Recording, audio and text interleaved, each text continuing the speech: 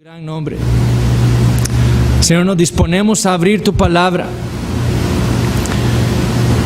Y reconociendo nuestra debilidad, venimos a ti clamando por tu auxilio. Oh Señor, ayúdanos. Envía tu Espíritu Santo para que nos pueda mostrar la claridad de tu palabra. Nos pueda mostrar lo que tú tienes para nosotros en ella. Para que pueda, Señor, ser interpretada correctamente. Y para que disponga nuestros corazones para obedecer la verdad que ahí tú nos has revelado. Oh Señor, que Cristo sea hoy magnificado. Que podamos gozarnos en su obra perfecta en favor de nosotros. Que nosotros podamos ser fortalecidos y nuestros corazones sean llenos de gozo por lo que tú has hecho por nosotros en Él. Y Señor, si hay alguien aquí que no te conozca a ti, que no haya depositado su fe entera en el Señor Jesucristo, que hoy sea su día de salvación. Ten misericordia de esas almas y tráelas a los pies de este grandioso Redentor que tú le has dado a la humanidad. En el nombre de Él oramos. Amén. Podemos tomar asiento, hermanos.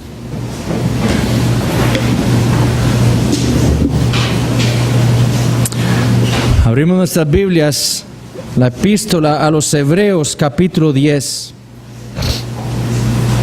Hebreos capítulo 10.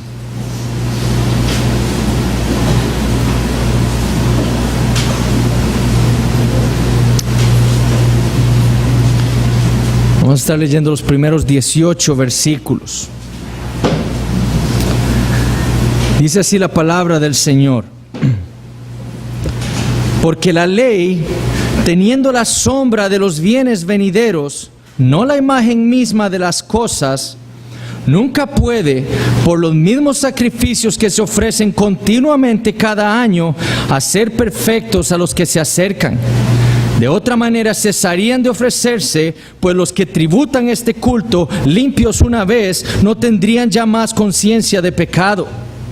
Pero en estos sacrificios cada año se hace memoria de los pecados, porque la sangre de los toros y de los machos cabríos no puede quitar los pecados. Por lo cual, entrando en el mundo, dice: sacrificio y ofrenda no quisiste, mas me preparaste cuerpo. Holocaustos y expiaciones por el pecado no te agradaron.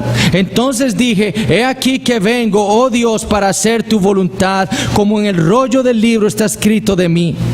Diciendo primero: sacrificio y ofrenda y holocaustos y expiaciones por el pecado no quisiste, ni te agradaron, las cuales cosas se ofrecen según la ley. Y diciendo luego: he aquí que vengo, oh Dios, para hacer tu voluntad, quítalo primero para establecer esto último. En esa voluntad somos santificados mediante la ofrenda del cuerpo de Jesucristo, hecha una vez para siempre. Y ciertamente todo sacerdote está día tras día ministrando y ofreciendo muchas veces los mismos sacrificios que nunca pueden quitar los pecados. Pero Cristo, habiendo ofrecido una vez para siempre un solo sacrificio por los pecados, se ha sentado a la diestra de Dios. De ahí en adelante esperando hasta que sus enemigos sean puestos por estrado de sus pies. Porque con una sola ofrenda hizo perfectos para siempre a los santificados. Y nos atestigua lo mismo el Espíritu Santo, porque después de haber dicho: este es el pacto que haré con ellos, después de aquellos días, dice el Señor, pondré mis leyes en sus corazones y en sus mentes las escribiré, añade: y nunca más me acordaré de sus pecados y transgresiones. Pues donde hay remisión de estos, no hay más ofrenda por el pecado. Con este texto el autor llega a la conclusión de la porción doctrinal de este sermón que le escribió y le envió a esta iglesia en Roma a mediados del primer siglo después de Cristo. Su intención, como hemos visto a lo largo de todos estos capítulos, ha sido demostrar la superioridad de Jesús y de su ministerio a favor de los creyentes. Su deseo ha sido convencer a estos hermanos de una sola cosa: Jesús es mejor. Y para el autor esto es sumamente importante, Porque como ya sabemos, algunos de esta congregación, algunos de estos hermanos estaban dudando de esa superioridad de Cristo y de su ministerio, y estaban pensando que quizás el judaísmo les ofrecía a ellos alguna ventaja espiritual que el nuevo pacto no les ofrecía. Es por eso que esta segunda parte de su sermón, que como sabemos inició en el capítulo 8, es tan importante. Porque la meta del autor es comprobar que lo que ellos tenían en Cristo no solo era infinitamente mejor que lo que ellos alguna vez tuvieron cuando eran judíos, cuando pertenecían al judaísmo, sino que el mismo judaísmo era incapaz de proveer para ellos, así como para cualquier otra persona, lo que ellos necesitaban para estar bien con Dios. Eso es lo que el autor desea. Con Cristo vino, les dijo el autor en el capítulo 8, un segundo y mejor pacto. Con Él fue establecido el nuevo pacto, el pacto de gracia, la realización en el tiempo y el espacio del pacto de la redención. Aquel pacto que Dios hizo en la eternidad y en la cual Él había jurado salvar pecadores para su gloria. El judaísmo, aquel sistema religioso del que habían salido estos hermanos cuando creyeron el evangelio, aquel sistema religioso en el que se encontraban muchos de sus familiares y amigos y al que habían vuelto los apóstatas entre ellos, no era este mejor pacto del que había profetizado Jeremías. Aquel sistema religioso se encontraba aún aferrándose al primer pacto. El judaísmo se aferraba al primer pacto, al pacto antiguo. Y lo peor de todo es que esos judíos no habían querido creer que con el advenimiento del Mesías, de Jesús, del Cristo, ese primer pacto al que tanto se aferraban había desaparecido.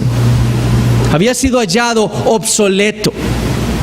Y en lugar de abrazar entonces las buenas noticias de Dios en Cristo, prefirieron endurecer sus corazones y abrazar la sombra. Porque ese ha sido todo el argumento del autor. El primer pacto era tan solo una figura y una sombra de lo verdadero, de las cosas celestiales. Cuando vino lo prometido a Adán y a Eva, cuando vino lo prometido a Abraham, cuando fue establecido lo que se pactó en la eternidad, cuando fue establecido lo que se prometió en el pasado y cuando fue finalmente revelado lo que había sido revelado paso a paso por Dios en sus transacciones con Israel, ese primer pacto debía desaparecer. Cuando vino el nuevo pacto en Cristo, el primer pacto debía desaparecer. Y por eso era tan peligrosa la situación en la que se encontraban estos hermanos. Porque ellos estaban pensando en volver a algo que Dios había declarado abiertamente obsoleto. Algunos querían volver a algo que Dios le había dado a Israel nada más como una sombra, como algo para apuntar a lo que vendría con Cristo. Y eso era lo que ellos estaban tratando de aferrar. Abrazar lo que Dios había calificado como obsoleto no era otra cosa que una clara rebeldía contra Dios. Es por eso que el autor desea enfatizar la superioridad de Jesús y su ministerio. Con Cristo ha llegado lo verdadero. Él ministra en el tabernáculo verdadero, en el tabernáculo celestial. Él logró la eterna redención que todos los hombres necesitan. Y su ministerio tuvo los efectos que su pueblo necesitaba. Y lo que hemos visto hasta ahora es que lo que su ministerio efectuó en nosotros, su pueblo, los creyentes, fue la purificación. Nos permitió servir al Dios vivo, remitió todos nuestros pecados, nos hizo receptores de la herencia eterna y nos proveyó de una clarísima esperanza. El día de hoy vamos a ver el último efecto que expone el autor de este magnífico ministerio del Señor Jesucristo: la perfección de su pueblo. El sexto efecto del ministerio entonces es este: nos perfecciona. El ministerio del Señor Jesucristo nos perfecciona. Sin embargo, lo primero que debemos notar es lo que hace el autor para introducir este último punto. Él hace un resumen en los primeros 4 versículos en donde repite verdades que ha dicho anteriormente. Esa es la característica de él. Él no teme estar repitiendo constantemente una y otra vez lo mismo. Son verdades magníficas de parte de Dios. Y noten cómo lo dice, él dice, porque la ley, teniendo la sombra de los bienes venideros, eso lo ha dicho en el capítulo 8, no la imagen misma de las cosas, nunca puede por los mismos sacrificios que se ofrecen continuamente cada año, hacer perfectos a los que se acercan. Ese es todo el punto. De otra manera cesarían de ofrecerse. Si esos sacrificios perfeccionaran, dejarían de ofrecerse. Pues los que tributan este culto limpios una vez no tendrían ya más conciencia de pecado. Pero en estos sacrificios cada año se hace memoria de los pecados, porque la sangre de los toros y de los machos cabríos no puede quitar los pecados. Y luego en el versículo 11 vuelve a repetir o hablar acerca del ministerio de los sumos sacerdotes del primer pacto, diciendo, y ciertamente todo sacerdote está día tras día ministrando y ofreciendo muchas veces los mismos sacrificios que nunca pueden quitar los pecados. El autor desea enfatizar ciertas cosas con respecto a aquel primer pacto, con el fin de demostrar la inferioridad de ese pacto y mostrarles la razón por la cual Dios lo dio por viejo y obsoleto, y por lo cual debía desaparecer ahora. El autor dice, porque la ley. Ahora, ¿a qué se refiere el autor con la ley? ¿A los 10 mandamientos? ¿A la ley ceremonial? ¿O a la ley judicial que Dios le dio a Israel? Con ese término el autor se está refiriendo a todo aquel sistema bajo el cual vivió Israel en el Antiguo Testamento. Se refiere a todo aquel sistema del cual dependía el primer pacto, la ley. Y lo primero que dice el autor es que ese sistema era nada más la sombra de los bienes venideros.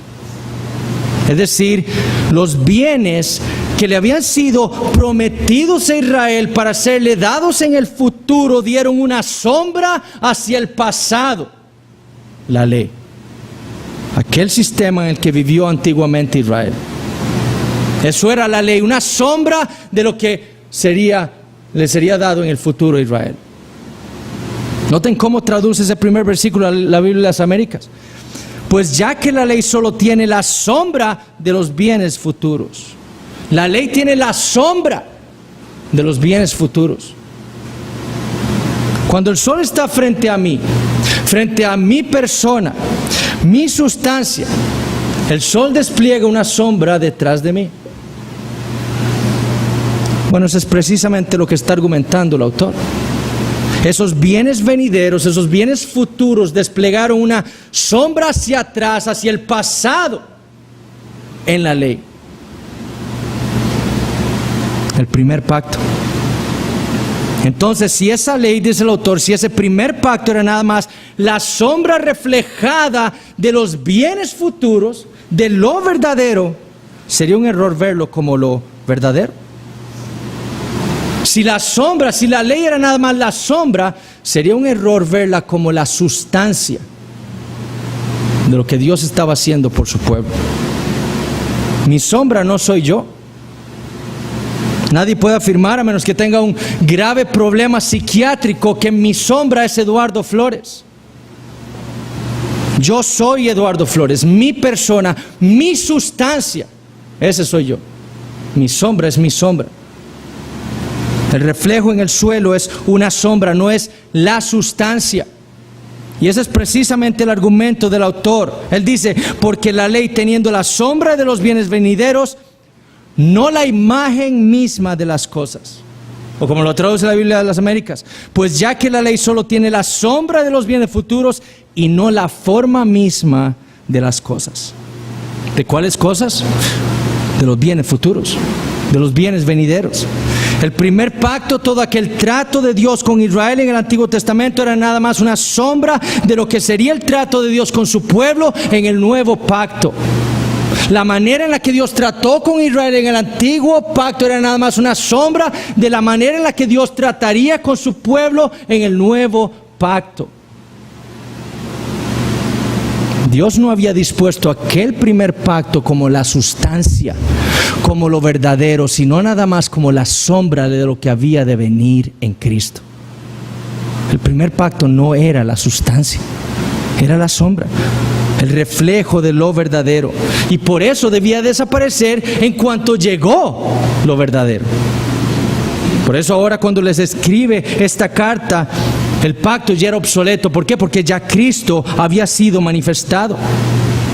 Es como cuando usted está esperando a alguien detrás de una esquina o a la vuelta de una esquina. Usted está esperando a alguien que usted ama mucho.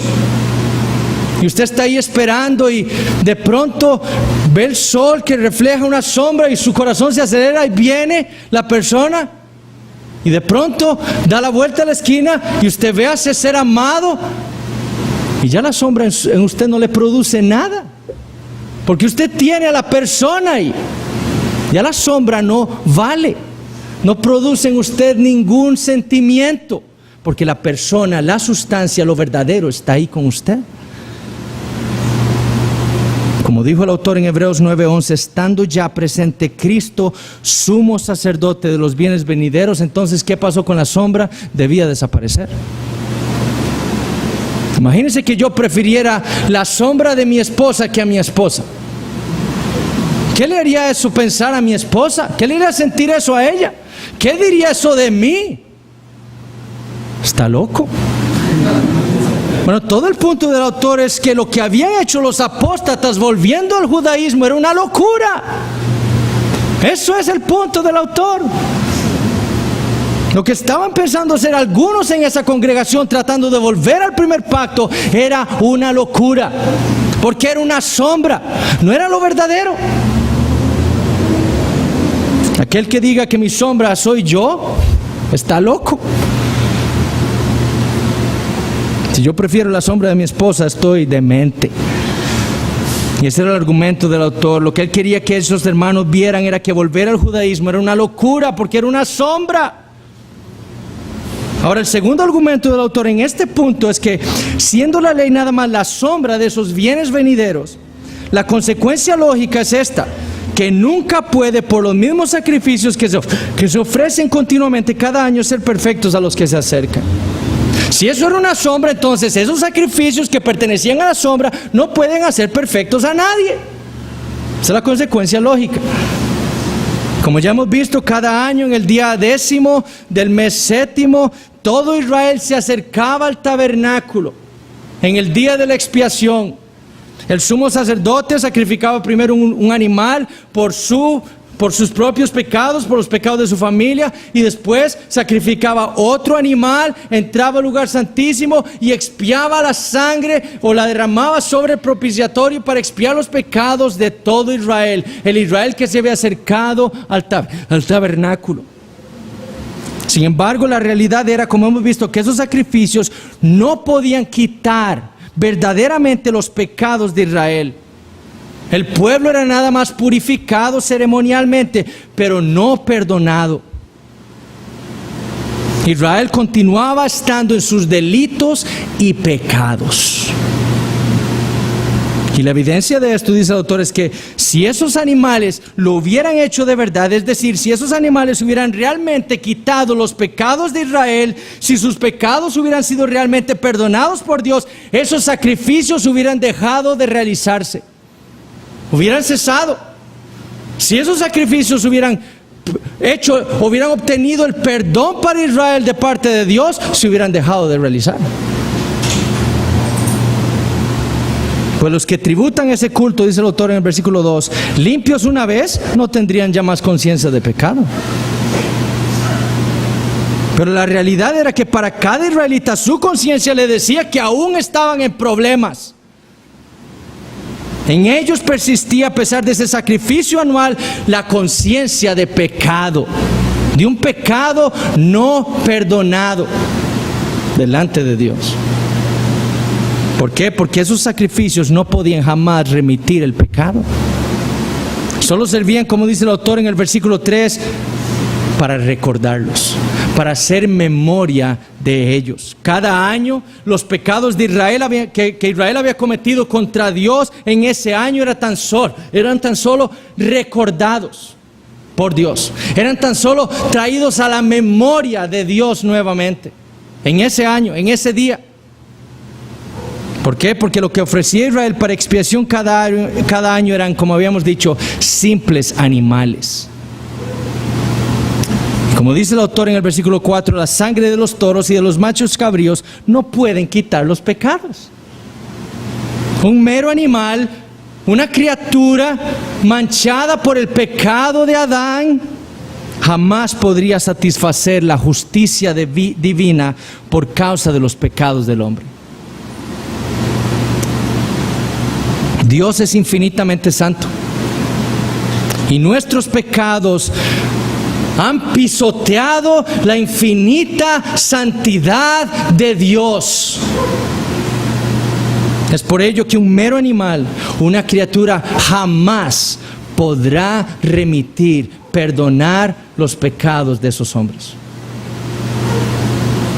Esa era la imperfección de la ley. Esa era la incapacidad del primer pacto, que era nada más una sombra de lo verdadero, que apuntaba a lo que vendría en el futuro con Cristo.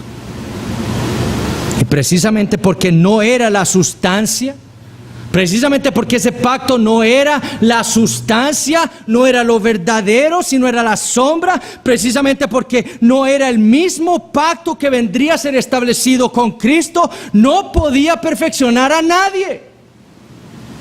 El primer pacto no es sustancialmente idéntico al nuevo pacto. El nuevo pacto es un nuevo pacto, es otro pacto, es un mejor pacto. Bajo el primer pacto, Israel seguía estando bajo la misma sentencia divina por sus pecados, condenados. ¿Qué fue lo que le dijo Dios a Israel por medio de todos sus profetas? Él les había recordado que Dios los había tomado de entre todas las naciones, no por ser los más guapos, ni los más fuertes, ni el pueblo más numeroso, sino por gracia, porque Él los amó, nada más. Él los había sacado de la tierra de Egipto con mano poderosa, les había dado sustento de agua y alimento en el desierto, les había dado todo un sistema de leyes para poder recibir los beneficios del pacto que tenían con Él. Pero a pesar de todo eso, ellos seguían estando en sus pecados.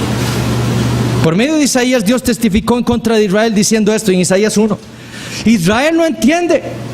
Mi pueblo no tiene conocimiento. Oh gente pecadora, pueblo cargado de maldad, generación de malignos, hijos depravados.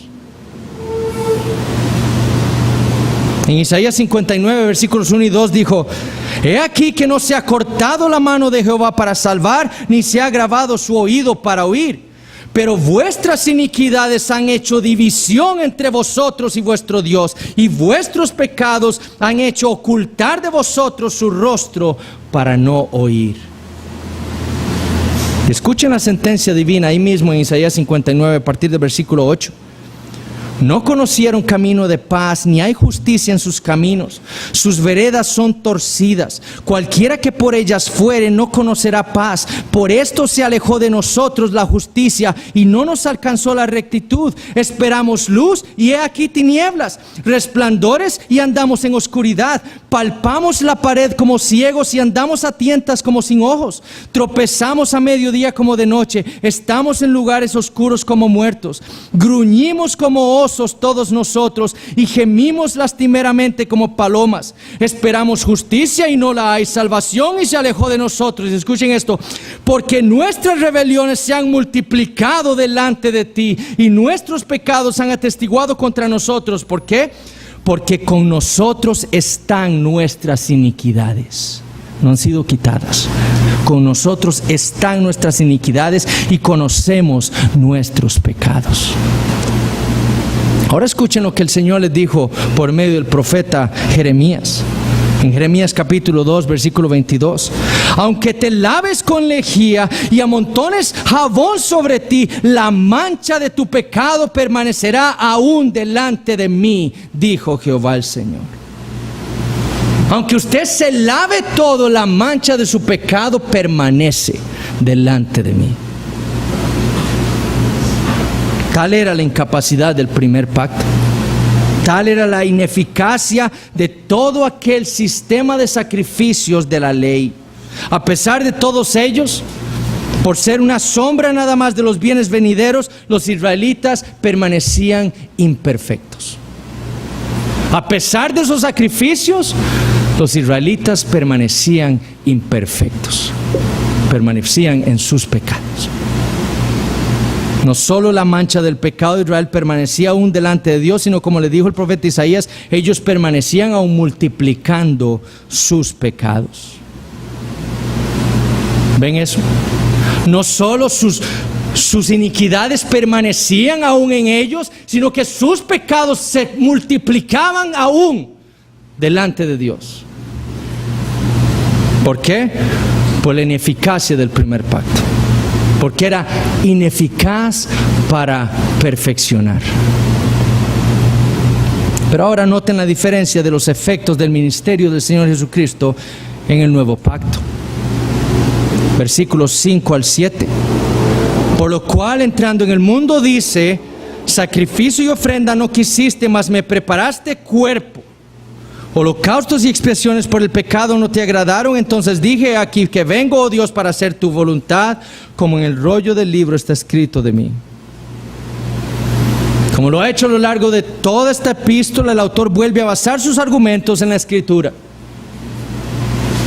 Y esta vez vuelve a usar los salmos, específicamente el Salmo 40, versículos 6 al 8. Y lo que hace el autor es poner las palabras que leemos en ese salmo en la boca del Señor Jesucristo. Por lo cual, dice el autor, entrando en el mundo, dice, ¿quién dice? El Señor Jesucristo.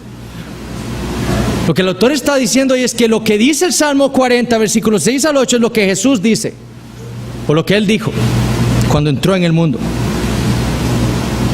No solo ha repetido en múltiples ocasiones y lo repetirá ahora más adelante, como cuando veramos, para el autor la Escritura es el testimonio del Espíritu Santo, sino también las palabras de los salmos eran las palabras del Señor Jesucristo. ¿Y qué fue lo que dijo el Hijo? Eso: sacrificio y ofrenda no quisiste, mas me preparaste cuerpo. Eso es el Hijo hablándole al Padre: tú me preparaste un cuerpo a mí, porque tú no quisiste sacrificio y ofrenda. Holocaustos y expiaciones por el pecado no te agradaron. Entonces dije: aquí que vengo, oh Dios, para hacer tu voluntad. Como no te agradaron esos sacrificios, todas esas ofrendas, todos los holocaustos, entonces vengo yo ahora a hacer tu voluntad. El argumento del autor es que precisamente por la incapacidad de sus sacrificios del primer pacto de perfeccionar al pueblo de Dios, la segunda persona de la Trinidad tuvo que entrar en el mundo para hacer la voluntad del Padre. Debido a que esos animales, esas criaturas imperfectas, manchadas por el pecado, no podían quitar el pecado, no podían satisfacer la justicia divina y por lo tanto no eran agradables a Dios, Dios el Padre le preparó un cuerpo al Hijo. Y el propósito era que Él viniera al mundo a hacer su voluntad. Ahora, antes de ver cuál era esa voluntad del Padre, debemos notar lo que el autor dice en los versículos 8 y 9. Diciendo primero, este es el autor. El autor va a comentarnos o va a explicar lo que el Salmo 40, versículos 6 al 8 dicen. Entonces el autor dice, diciendo primero. O sea, cuando Jesús dice primero, sacrificio y ofrenda y holocaustos y expiaciones por el pecado no quisiste ni te agradaron, paréntesis, aquí es el autor comentando, las cuales cosas se ofrecen según la ley, y diciendo luego, este es de nuevo el autor, he aquí que vengo, oh Dios, para hacer tu voluntad. Lo que dice el autor comentando el Salmo 40 es esto, lo que significa es esto: quita lo primero para establecer esto último. El argumento del autor es que el Salmo 40 afirma con toda claridad que con la venida de Cristo Dios quitó o literalmente abrogó o anuló lo primero. ¿Y de qué es lo que ha estado hablando el autor? De pactos. Anuló el primer pacto, lo halló obsoleto. ¿Con qué fin? Establecer lo segundo. ¿Cuál segundo? El segundo pacto. La interpretación inspirada por el Espíritu Santo del Salmo 40 en Hebreos 10, 8 al 9 confirma todo el argumento del autor. Con la llegada de lo perfecto, con la entrada en el mundo del perfecto hombre, del perfecto sacrificio, el primer pacto con todas sus sombras debía ser anulado y desaparecer. ¿Por qué? Porque el propósito era establecer el segundo y mejor pacto. Ahora sí, ¿por qué es que Dios dijo desde la antigüedad que el primer pacto debía ser abolido? Bueno, no solo porque eran sombras de lo verdadero, sino también porque aquellos sacrificios del primer pacto no podían hacer la voluntad de Dios o no podían cumplir con la voluntad de Dios. ¿Y cuál era la voluntad de Dios? Versículos 10 al 14. En esa voluntad, o sea, en la voluntad de Dios el Padre, por la cual el Hijo ha entrado en el mundo, en esa voluntad somos santificados mediante la ofrenda del cuerpo de Jesucristo, hecha una vez para siempre. Y ciertamente todo sacerdote está día tras día ministrando, ofreciendo muchas veces los mismos sacrificios que nunca pueden quitar los pecados. Pero Cristo, habiendo ofrecido una vez para siempre un solo sacrificio por los pecados, se ha sentado a la diestra de Dios. De ahí en adelante esperando hasta que sus enemigos sean puestos por estrado de sus pies. Porque con una sola ofrenda hizo perfectos para siempre a los santificados. La voluntad del Padre era la perfección de su pueblo. Y debido a que todos aquellos sacrificios y que todo aquel sistema del primer pacto no podía ser perfecto a nadie, desagradaron al Padre. Y fue la razón por la cual debía ser hallado obsoleto. O fue hallado obsoleto y debía desaparecer. Por eso vino Cristo, para hacer la voluntad de su Padre. Por eso fue que el Padre le preparó un cuerpo, para que Él pudiera venir como un hombre y ofrecer su vida.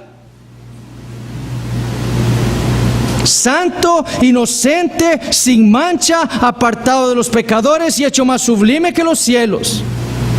Así se ofreció, y no muchas veces, sino una vez para siempre, un solo sacrificio por los pecados. ¿Para qué? Para ser perfectos a su pueblo.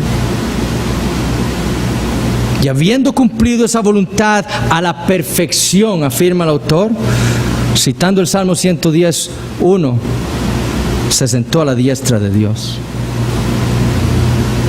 Con la obra que le fue encomendada, terminada ya de una vez por todas, terminada perfectamente, sin nada más que hacer en favor de los suyos, ¿qué hizo?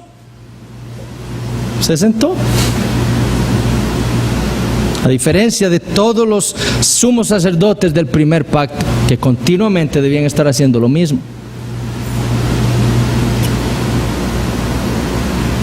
Los sacrificios del primer pacto eran ineficaces para perfeccionar a nadie y debían repetirse año tras año. Pero el sacrificio de Cristo fue perfecto, hecho una sola vez para siempre, y logró hacer la voluntad del Padre. Perfeccionar a su pueblo eficazmente. Ahora, ¿a qué es esta perfección a la que se refiere el autor? ¿Qué es esto que logró Cristo en el nuevo pacto que no fue posible en el primer pacto? Bueno, leamos de nuevo lo que dice el autor en los versículos 10 y luego en el versículo 14. Versículo 10, él dice: en esa voluntad somos santificados mediante la ofrenda del cuerpo de Jesucristo hecha una vez para siempre. Versículo 14, porque con una sola ofrenda hizo perfectos para siempre a los santificados. La ofrenda que Cristo le hizo al Padre de sí mismo, ese sacrificio perfecto en la cruz del Calvario, lo que logró fue nuestra perfección. Él nos hizo perfectos, dice el autor en el versículo 14. Y noten el tiempo verbal: nos hizo perfectos. Lo que el autor está diciendo es que lo que hizo el Señor en la cruz logró algo por nosotros en el pasado. En otras palabras, lo que está describiendo el autor aquí es nuestra justificación. Nuestra posición o nuestro estatus legal delante de Dios.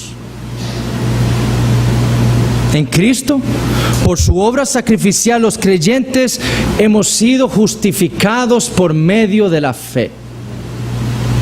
Hemos sido declarados justos, sin culpa, sin pecado, sin condena, libres, inocentes. Nuestros pecados han sido cancelados, remitidos. Nuestro expediente criminal, como decía la vez pasada, ha sido limpiado. Nuestra ropa inmunda ha sido cambiada por la ropa perfecta de la justicia de Cristo. Eso es lo que quiso Cristo por nosotros. Eso fue lo que Pablo le dijo a los romanos en Romanos 4:25, el cual, hablando de Cristo, fue entregado por nuestras transgresiones y resucitado para nuestra justificación. O lo que le dijo Pablo a los colosenses: y a vosotros, estando muertos en pecados y en la incircuncisión de vuestra carne, os dio vida juntamente con él, perdonándoos todos los pecados, anulando el acta de los decretos que había contra nosotros, que nos era contraria, quitándola de en medio y clavándola en la cruz. El otro efecto entonces del ministerio del Señor Jesucristo fue que su justicia perfecta le ha sido imputada al creyente. Y eso, y solo eso, es lo que ha cambiado nuestro estatus legal delante de Dios. Y es lo que nos ha hecho a nosotros beneficiarios de todos los beneficios del nuevo pacto. Para siempre. La realidad es que nada ni nadie, como escuchábamos hoy en la mañana, podrá cambiar ese lugar que tenemos en Cristo. Nada ni nadie podrá desjustificarnos. Porque quien nos justificó fue Cristo, y nos justificó ofreciéndose a sí mismo una vez para siempre en la cruz del Calvario. Y lo hizo eficazmente por su pueblo, por todos aquellos que el Padre le había entregado en la eternidad en sus manos. Por eso nadie podrá desjustificar a aquellos por los que Cristo murió para perfeccionar. Por lo que Cristo logró, la voluntad del Padre se cumplió. Y si la voluntad del Padre era nuestra justificación, si la voluntad del Padre era, como escuchábamos hoy en la mañana, ser guardados sin caída, entonces nada ni nadie podrá cambiar ese estatus legal. Delante de Dios estamos y estaremos por siempre justificados por la fe en Cristo Jesús. Para siempre. Por lo que Cristo hizo en la cruz del Calvario por nosotros. Pablo le dijo a los corintios: al que no conoció pecado, por nosotros lo hizo pecado, para que nosotros fuésemos hechos justicia de Dios en él. A la iglesia en Roma le dijo: justificados pues por la fe, tenemos paz para con Dios. A Tito le dijo: para que justificados por su gracia, viniésemos a ser herederos conforme a la esperanza de vida eterna. Todo eso logró Cristo en nuestra justificación. Fue por esa justificación que Dios nos separó del mundo. Fue por medio de esa perfección lograda en el pasado que Dios nos separó legalmente de un mundo pecador y condenado por sus pecados. Sin embargo, esa perfección que Cristo logró por nosotros, su pueblo, no se detuvo solamente en nuestra justificación. De nuevo, noten cómo lo dice el autor en el versículo 14: porque con una sola ofrenda hizo perfectos para siempre a los santificados. Una traducción más literal sería esta: hizo perfectos para siempre a los que están siendo santificados.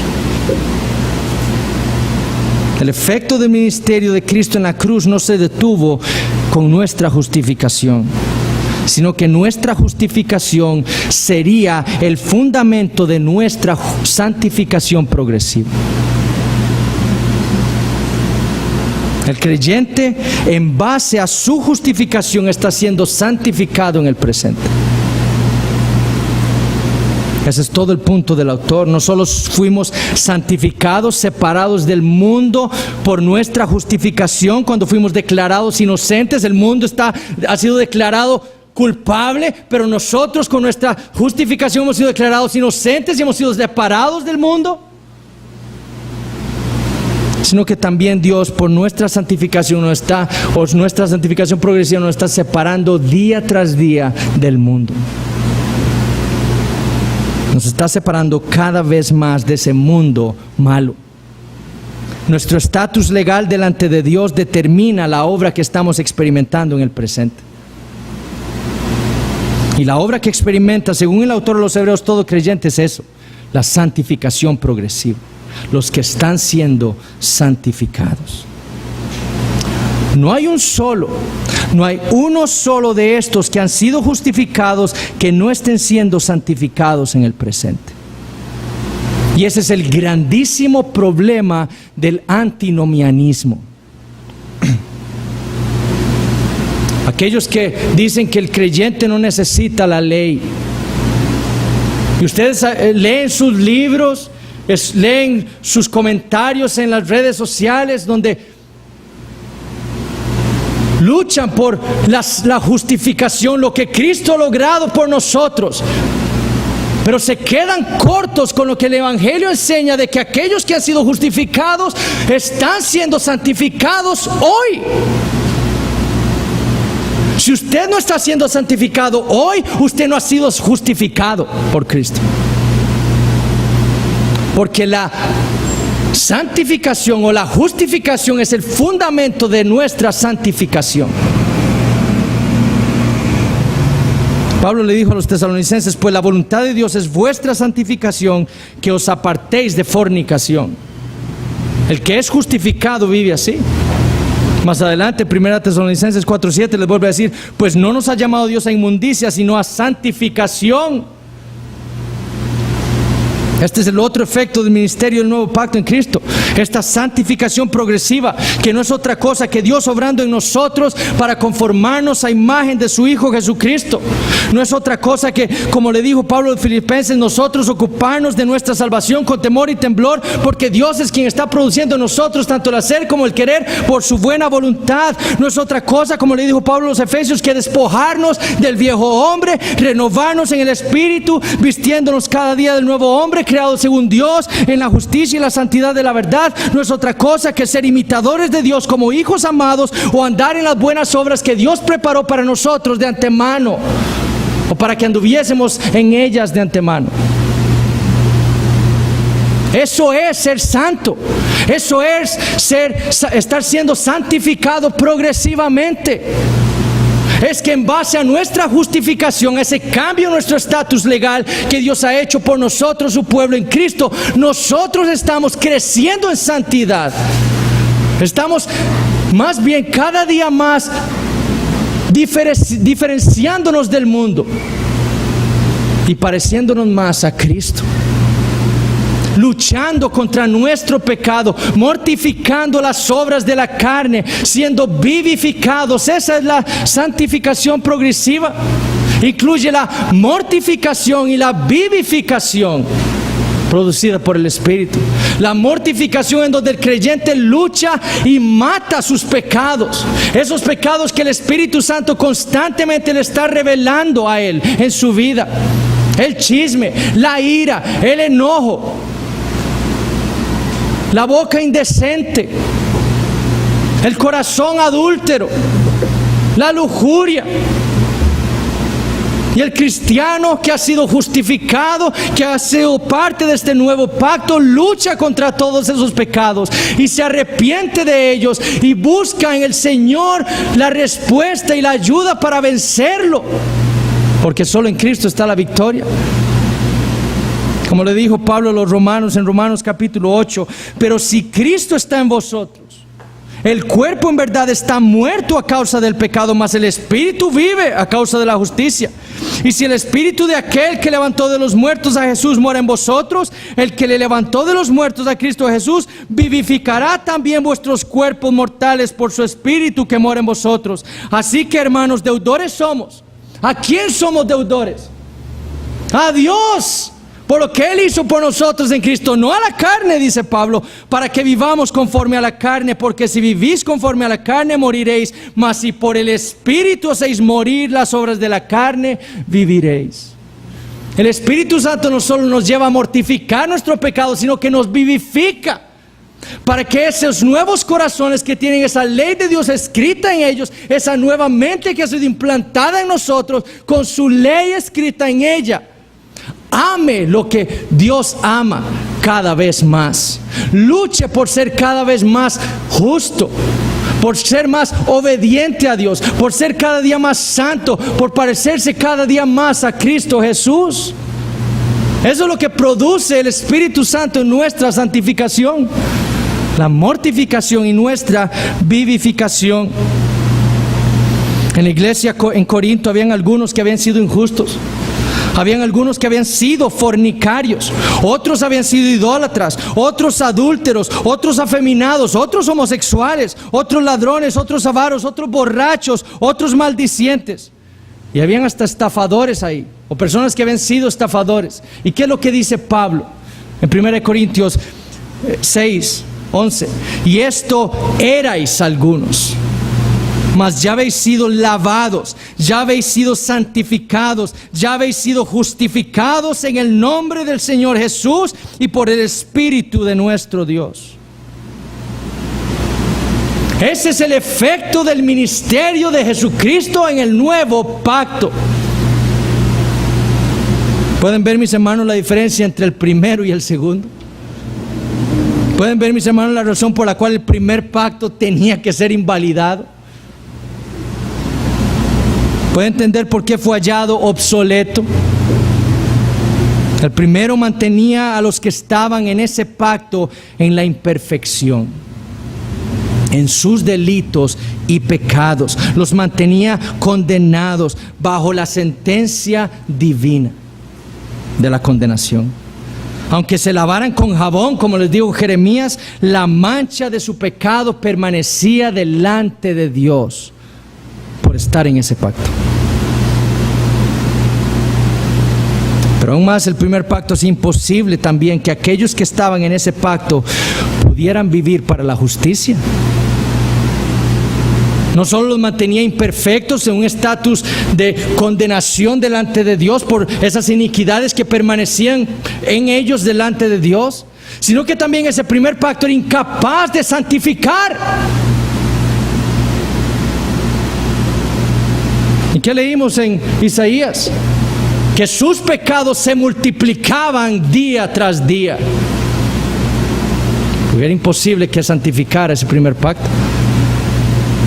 Por eso tuvo que ser establecido este segundo y mejor pacto, para lograr la voluntad de Dios, para lograr la justificación y la santificación progresiva del pueblo de Dios. Ese es el propósito del nuevo pacto. Y noten cómo termina el autor esta sección en los versículos 15 al 18.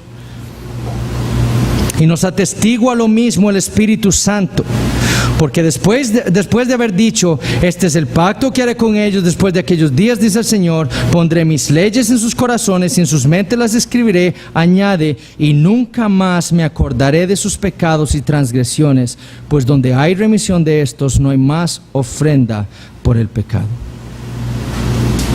Este es el testimonio, dice el autor, del Espíritu Santo.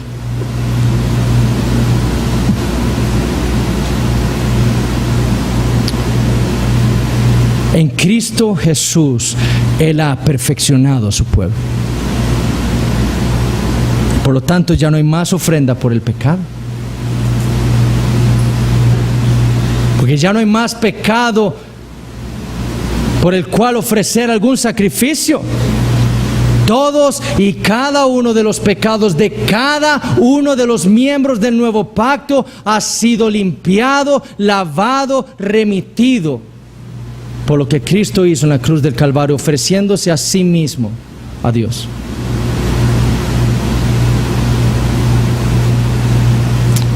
Con ese nuevo corazón, con esa ley que Dios ha escrito en esos corazones y en esas nuevas mentes, con el Espíritu Santo que Dios le ha dado a todos aquellos que están en este nuevo pacto,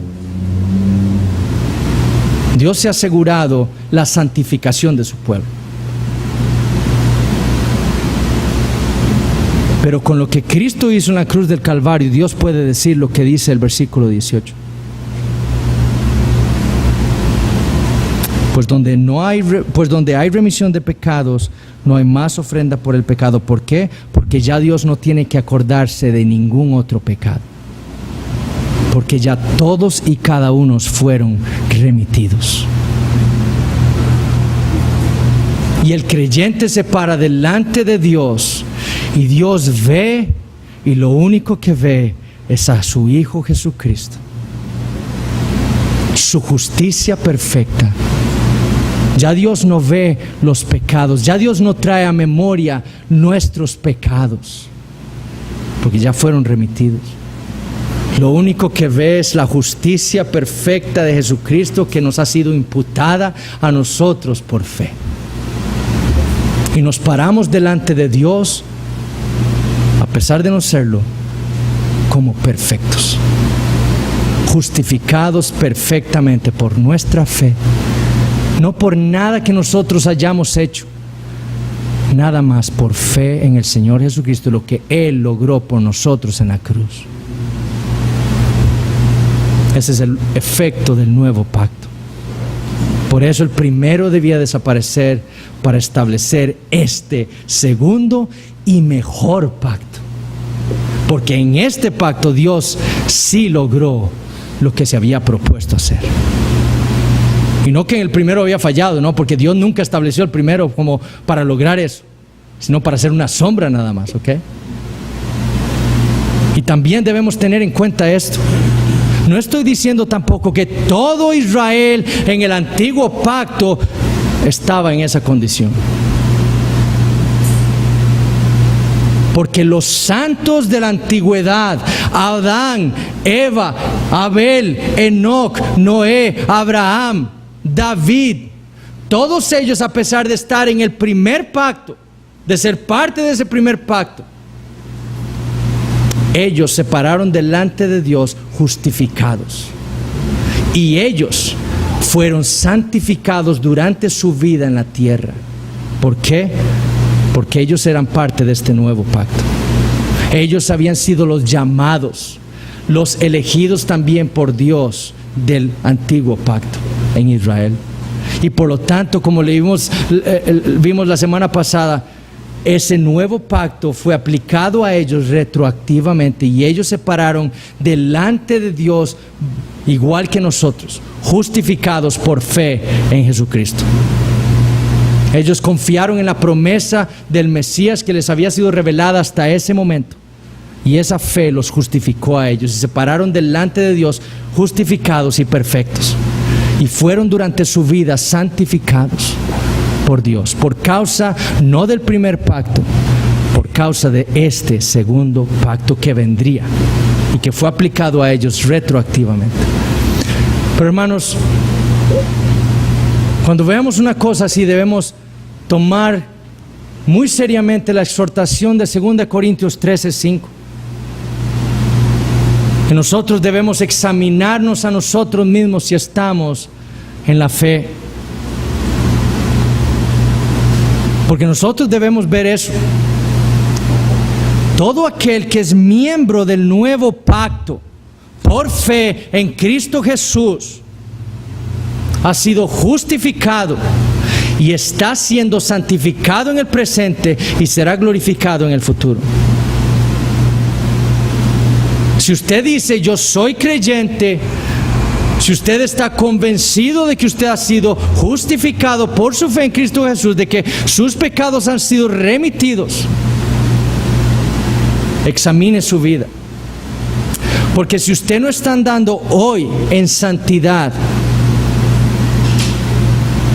cuidado si esa justificación en la que usted tanto está confiando no sea esta justificación verdadera. Si usted está hoy en la misma condición en la que se encontraba antes de que usted afirma haber creído, usted no ha sido justificado. Si usted ama hoy lo que usted amaba antes de ser creyente, usted no ha sido justificado. Si usted hoy odia lo que Dios ama, usted no ha sido justificado. Si usted hoy se goza en las cosas del mundo, cuidado que usted no haya sido justificado. Si usted está buscando las cosas del mundo, complaciéndose en las cosas del mundo, tenga cuidado de que usted no haya sido justificado aún. Porque aquel que ha sido justificado ha sido santificado, separado del mundo, y está siendo ahora santificado progresivamente en el presente. Todos y cada uno de ellos. No hay cristianismo sin justificación por fe, así como tampoco hay cristianismo sin santificación. Ciertamente el cristiano puede caer, ciertamente el cristiano le puede suceder exactamente lo que le pasó al rey David, que pecó terriblemente contra Betsabé, adulteró, fornicó, tuvo un hijo con ella. Después, para ocultar su pecado, creyendo que nadie lo había visto, mandó asesinar a su esposo. Y por casi un año vivió en la mentira, creyendo que ya Dios, que nadie se había dado cuenta de lo que había ocurrido. Pero había una persona a la cual él no podía engañar: a Dios. Y por un año quizás vivió en un declive espiritual terrible. Pero la realidad de que él había sido justificado por Dios fue que Dios le llevó a Natán y lo reprendió. Y el fruto de esa justificación, el fruto de esa santificación de parte de Dios, fue que él cayó de rodillas y se arrepintió en ese momento. Examine su vida. Si usted está viviendo ahora en un pecado, usted profesa ser creyente, está viviendo en un pecado, examine su vida y arrepiéntase de ese pecado. Y vaya al Señor Jesucristo y clame por misericordia y luche contra ese pecado hoy, desde ahora. Porque si usted no hace eso, si usted persiste en ese pecado y usted persiste en amar ese pecado, me temo que usted no ha sido justificado. Y si usted no es creyente, sepa una cosa: hay solamente un camino para llegar a Dios, el Señor Jesucristo. Él mismo lo dijo: yo soy el camino, la verdad y la vida. Nadie viene al Padre si no es por mí. Pedro dijo que Cristo fue sacrificado por los pecados, el justo por los injustos. ¿Para qué? Para llevarnos a Dios. Solo hay un camino. Solo hay un camino que pueda cambiar su estatus de condenado a libre, de condenado a justo. Y es creyendo en el Señor Jesucristo. Él vino. Dios el Padre le preparó un cuerpo para que Él pudiera venir al mundo a cumplir perfectamente la voluntad de Dios, para cumplir perfectamente la ley de Dios, esa ley que ninguno de nosotros podía obedecer perfectamente. Él la cumplió por nosotros y murió en la cruz para sufrir la muerte que nosotros merecíamos. ¿Para qué? Para que todo aquel que se acerca a Él con fe, creyendo que Él es el único que puede justificar y que Él es el único que lo puede salvar, sea justificado y salvo y tenga la vida eterna.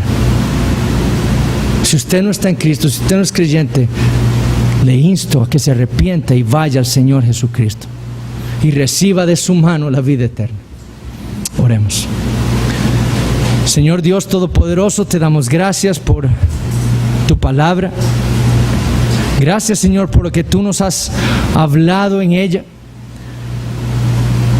por mostrarnos una vez más el magnífico ministerio del Señor Jesucristo y lo que Él hizo para cumplir tu voluntad, viniendo a este mundo, entrando en Él para perfeccionarnos, para justificarnos y para proveer para nosotros todos esos beneficios del nuevo pacto, en el cual nosotros ahora como creyentes podemos ser santificados día tras día, conformados a la imagen de tu Hijo.